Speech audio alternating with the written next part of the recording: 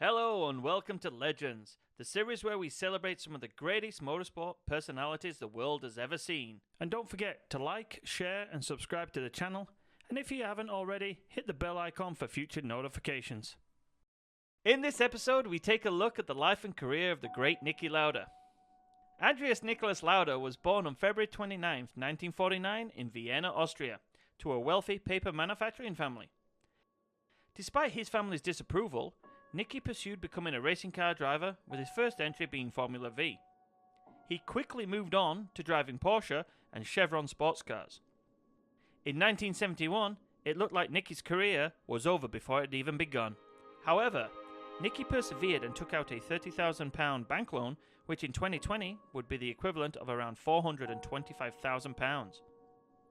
He used this money to buy his way into the small March F2 team. Unfortunately, due to his family's disapproval, he had an ongoing feud with them about racing and eventually abandoned all contact. In 1972, Niki drove both March F2 and F1 cars. The 1972 F1 season for March was a complete catastrophe, with the lowest point being the Canadian Grand Prix, where both cars were disqualified within a few laps of each other. After this disappointment, Niki took out another loan, buying his way onto the more experienced and successful at the time BRM team for the 1973 season. Niki was immediately on the pace, but unfortunately the BRM team was on the decline. The BRM P160E was fast and effortless to drive, but lacked reliability and engine power. After the Monaco Grand Prix that year, where Niki had been running third before his retirement, he had done enough to impress a watching Enzo Ferrari. When Niki's BRM teammate Clay Regazzoni returned to the Scuderia, Enzo Ferrari asked him what he thought about Lauda. Regazzoni spoke so highly of Niki that Ferrari immediately signed him, paying him enough to clear all his loans. After a terrible start to the 70s, Ferrari appointed Luca Di Montezemolo as team boss in 1974. And with the returning fan favourite Regazzoni and a very fresh-faced Lauda, they had high expectations for the season. Niki quickly repaid Ferrari's faith in him, with a second-place finish in his debut race in Argentina. His maiden win, and the first for Ferrari since 1972, came just 3 races later at the Spanish Grand Prix.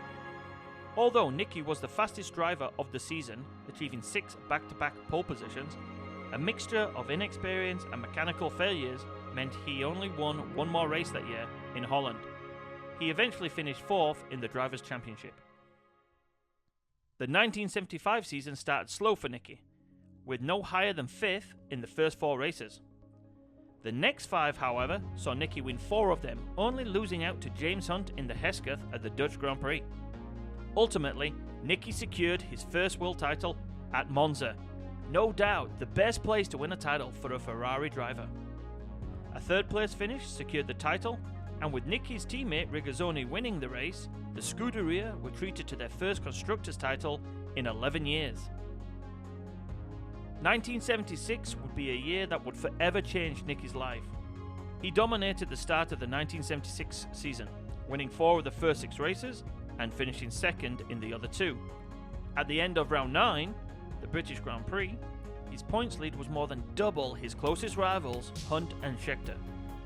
It looked almost certain he would secure his 2nd world title, a feat that had not been achieved since Jack Brabham back in 59 and 60.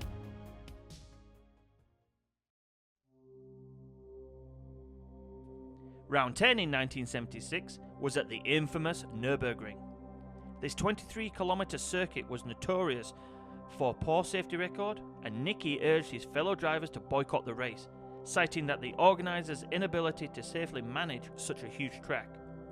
The sheer size of the circuit meant there was a lack of fire marshals, safety equipment and safety vehicles. Formula 1 in the 1970s was an extremely dangerous sport, with 3 drivers on that day later on losing their lives.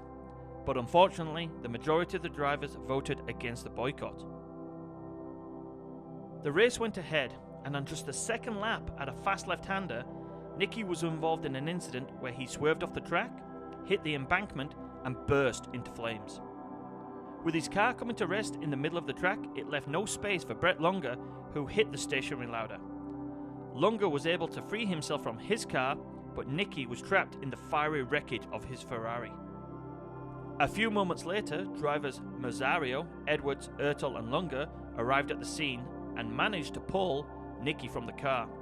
He had sustained severe burns and inhaled hot toxic gases that damaged his lungs and blood. Unfortunately for Lauda, his helmet had been modified as it didn't fit properly. This caused it to slip off his head during the impact, leaving his face exposed. Surprisingly, Niki was conscious after the accident, but later slipped into a coma at the hospital. His injuries were so severe, he was not expected to survive. This is what he said about the accident in an interview. You remember nothing about the accident? No, because it is very simple. It was explained by the doctors because I hit so hard, the helmet fell off, therefore I have all these burns. Yeah. And when you hit so hard, it just closes up your brain and you have no idea what happened. So I remember going out of the pits after a tire change in that race. Yeah. And then everything stops. Then I drove another 10 kilometers. Then I had my accident. I've seen it like you did in television because the little boy was standing there in the woods filming it. Otherwise, I would have had no idea. And the first thing I was back was when I was in a helicopter, flown from one place to the That's other. the first thing you remember? Yeah, and I asked, I still see the guy. The accident caused severe scarring to Niki's head, and for years after, he wore a cap to cover this. This red cap became synonymous with Niki and his legacy. He would be shown great respect as being the only Mercedes representative to be allowed to wear Ferrari red in the garage. Amazingly, Niki only missed 2 races due to the accident and returned at Monza. He would finish 4th, a phenomenal achievement considering what he had just physically and mentally endured. During his absence, James Hunt had gained on him in the championship. So much was made of the two's relationship, yet on track it was intense but fair, and off track they were both good friends. Hunt won again in Canada and then the USA, with only 3 points separating them going into the final race in Japan. Only 2 laps into the Japanese Grand Prix, Niki retired, citing the rainy conditions as being too dangerous. The poor visibility and the damage to his eyes resulting from the crash contributing to his decision. Hunt would go on to finish 3rd, clinching his one and only world title by 1 point. The 1977 season saw Niki become a 2-time world champion, winning by 17 points, which at the time was a substantial margin. However, tensions were growing at Ferrari. Niki disliked his new teammate Carlos Reutemann. He announced his decision to leave Ferrari at the end of the season. But after claiming the title with 2 rounds remaining, Niki left the Scuderia, saying the team's decision to run the then unknown Gilles Villeneuve in the 3rd car was the final straw.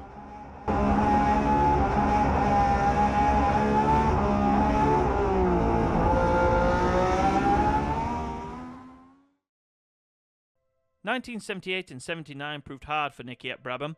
However, he did get to drive one of the most controversial F1 cars of all time, the Brabham BT46B fan car. Unfortunately, this car was banned, and with subsequent cars being poor and having reliability issues, this led Niki to retire in 1979.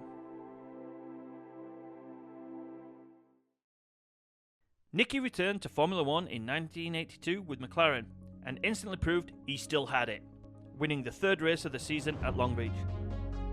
The next 2 years would see Niki struggle though with McLaren, finishing 5th and 10th respectively.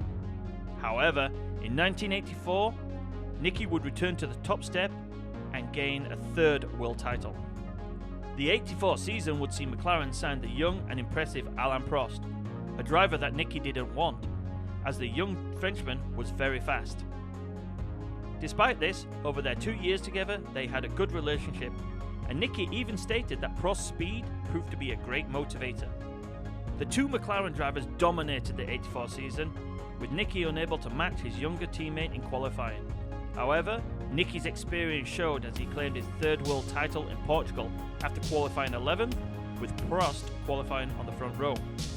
Prost did everything possible, even winning the race, yet Niki's calculated drive from 11th to 2nd secured the championship for him by half a point over Prost, the closest a championship has ever come.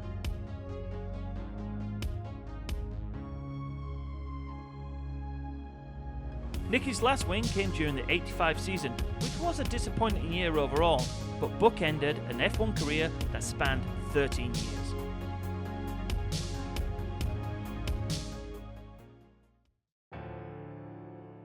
During his time away and out of F1, Niki built 2 airlines. Lauda Air was formed during his hiatus from F1, and he later sold the company to Austrian Airlines in 1999.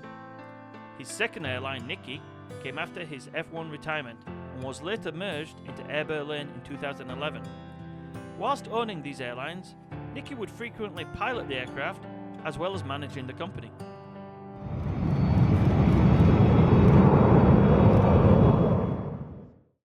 In 1993, Niki Lauda was inducted into the International Motorsports Hall of Fame. He also returned to F1 in a consulting role with Ferrari. Halfway through the 2001 season, he became the team principal of Jaguar F1.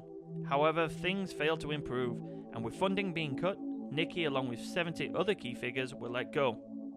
Jaguar would go on to become Red Bull Racing. Niki's final contribution to the world of F1 came when he was appointed the non-executive chairman of the Mercedes-AMG Petronas F1 team. His number one achievement was convincing the then one-time world champion Lewis Hamilton to leave McLaren, a team that had nurtured him from a young age, to join them. And we all know how that turned out. On May 20th, 2019, Niki passed away in his sleep at age 70. A moment of silence was held at the following Monaco Grand Prix.